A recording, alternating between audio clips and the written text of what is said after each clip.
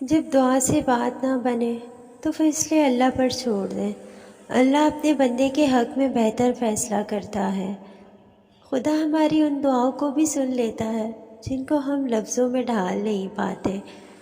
جب تم نماز کا بے قراری سے انتظار کرنے لگو تو سمجھ لینا تمہیں اپنے رب سے عشق ہو گیا ہے۔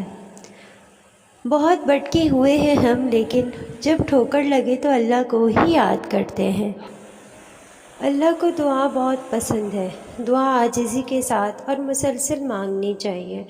اپنے بہترین وقت کو نماز کے لیے وقف کرو، کیونکہ تمہارے سب کام نماز کے بعد قبول ہوں گے۔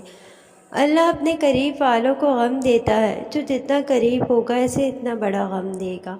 جو دل دوسروں کی تکلیف دیکھ کر بے چین ہو جائے تو جان لو اس دل میں اللہ رہتا ہے۔ مشکل وقت میں ہمیشہ دعا مانگو۔ جہاں انسان کا حوصلہ ختم ہوتا ہے وہاں سے اللہ کی رحمت شروع ہوتی ہے۔ جب دعا ثواب کی نیت سے ہمارا چینل ضرور سبسکرائب کریں۔ ہماری ویڈیو پسند آئے تو اس کو آگے شیئر اور اس پہ کمنٹ بھی کریں۔ اللہ پاک آپ کو اس کا اجر دے گا۔ اللہ